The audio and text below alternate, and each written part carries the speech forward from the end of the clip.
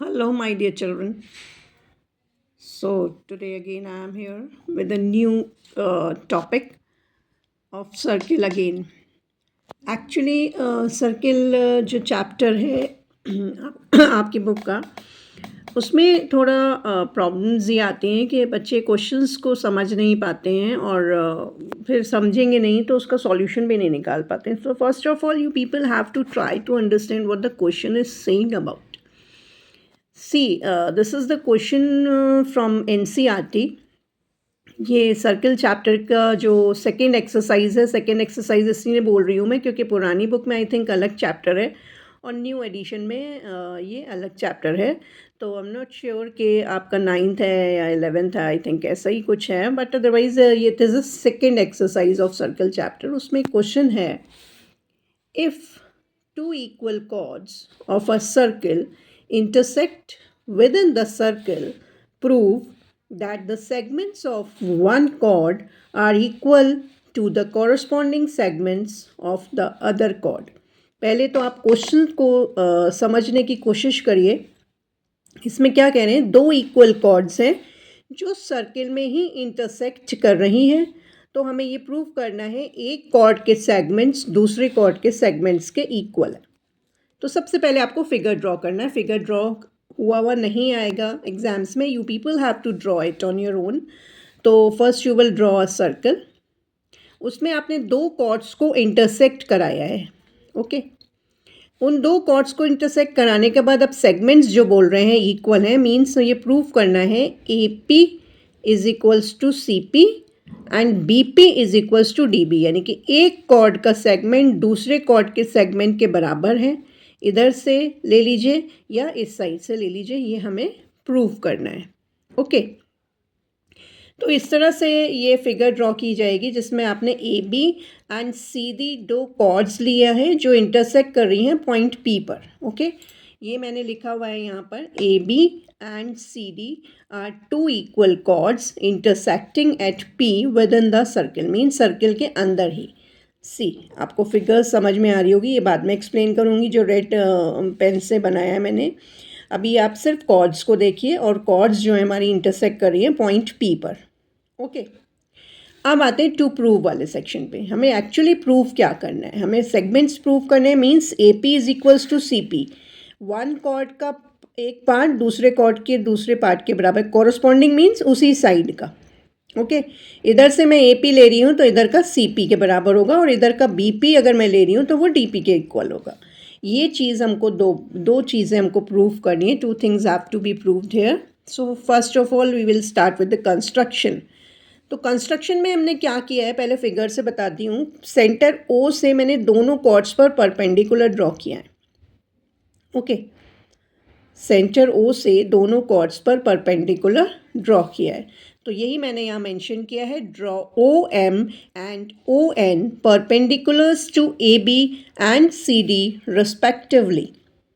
देखिए रिस्पेक्टिवली भी मैं आपको एक्सप्लेन कर देती हूँ क्यों लिखा है. Respectively means O M is associated with A B and O N is associated with C D.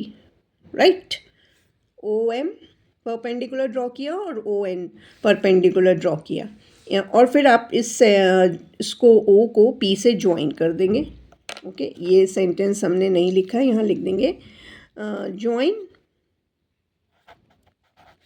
O to P.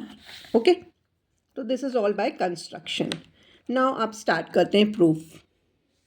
देखिए प्रूफ करने के लिए सबसे पहले हमने क्या लिया है मैं आपको पहले फिगर से एक्सप्लेन करती हूँ.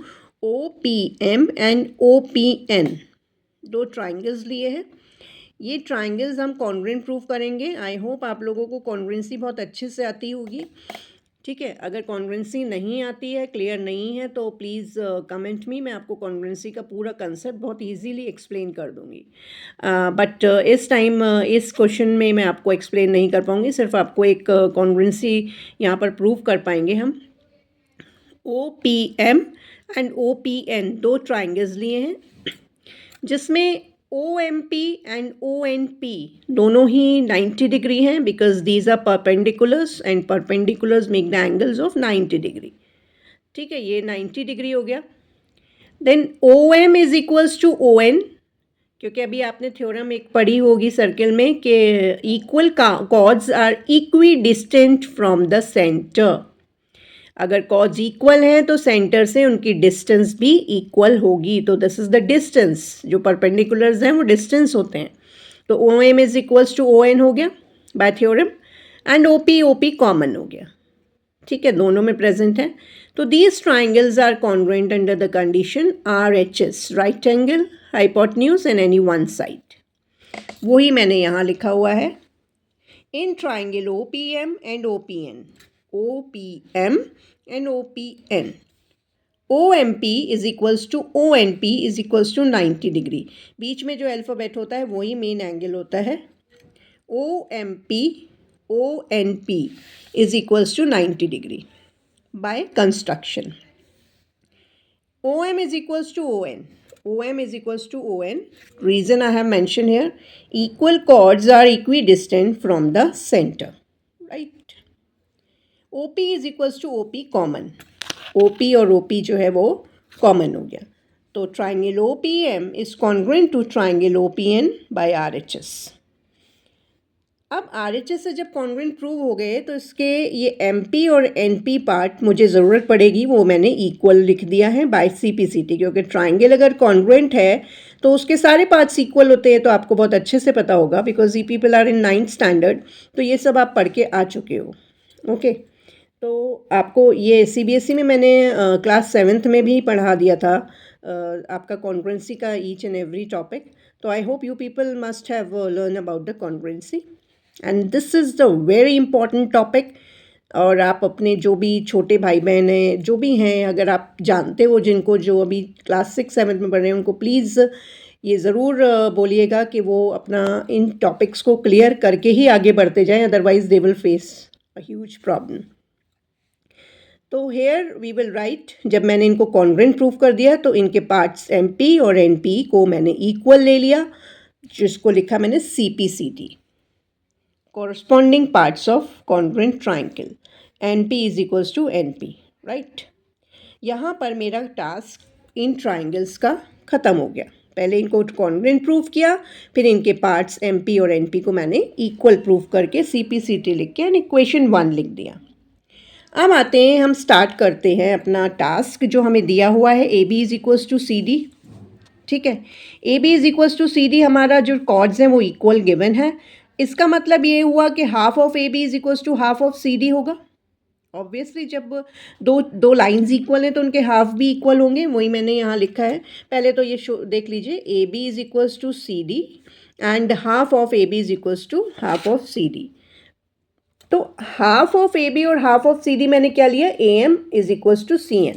देखिए, हाफ ऑफ AB और हाफ ऑफ CD, AB का हाफ मैंने AM लिया और CD का हाफ CN लिया। अब आप देखोगे ये मैंने AM क्यों लिया, तो ये भी एक सर्किल का थ्योरम है कि perpendicular from the centre bisects the chord. Bisects the chord means आधा आधा कर रहा है, यानी AM और BM दो पार्ट्स में डिवाइड हो गया, इधर CN एंड DN, राइट। तो वो मैंने यहाँ लिखा हुआ है रीज़न। देखिए, जो भी हम प्रूफ करते हैं विदाउट रीज़न हमारा प्रूफ बिल्कुल बेकार है। तो you people have to write the reasons also why this is equal. AM is equals to CN, इसका reason I have mentioned here, perpendicular, this is a symbol of perpendicular, perpendicular from center bisects the chord, right? इसीलिए half of AB और half of CD हमारे हो गए। मैंने इधर वाले side लिए, अगर मैंने AM लिया है तो मैं इधर का DN नहीं लूँगी, प्रूविंग नहीं हो पाएगी।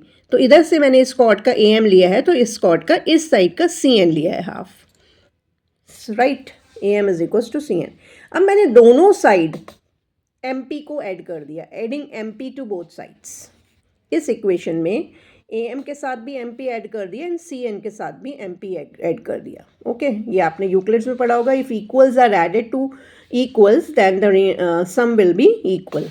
ओके, अगर हम कुछ इक्वल ऐड कर रहे हैं तो कोई फ़र्क नहीं पड़ेगा, इक्वेशन सेम रहेगी। नाउ नेक्स्ट स्टेप में ये पोर्शन तो आपका ऐसे ही रहेगा, AM प्लस MP। अब CN के साथ मैंने MP को हटाकर NP लिख दिया, लिख सकते हैं बिकॉज आप इक्वेशन 1 में प्रूफ करके आए हैं MP और NP इक्वल हैं। वो यही यहाँ यूज़ हुआ है आपका MP MP के प्लेस पर मैंने NP लिख दिया है और इसका रीज़न भी लिखा है MP is equals to NP from equation 1. Okay, now look AM plus MP, इधर देखिए फिगर से, अब AM प्लस MP ये बन गया आपका AP, CN प्लस NP बन गया आपका CP. तो वही मैंने यहाँ लिखा हुआ है, AM plus MP becomes AP and CN plus NP becomes CP. So first part आपका प्रूव हो गया जो हमें टू प्रूव में मैंने मेंशन किया था, AP is equals to CP. अब आती है सेकंड उसकी टर्न आती है BP is equals to DP. कैसे प्रूव करेंगे? देखिए सेम स्टार्टिंग रहेगी, कॉर्ड्स इक्वल दिया हुआ है, AB is equals to CD दिया हुआ है.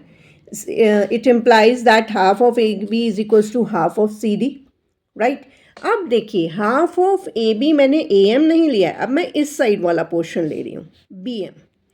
सिमिलरली CD का हाफ मैंने CN ना लेकर के दूसरा पार्ट लिया है DN. See BM is equals to DN.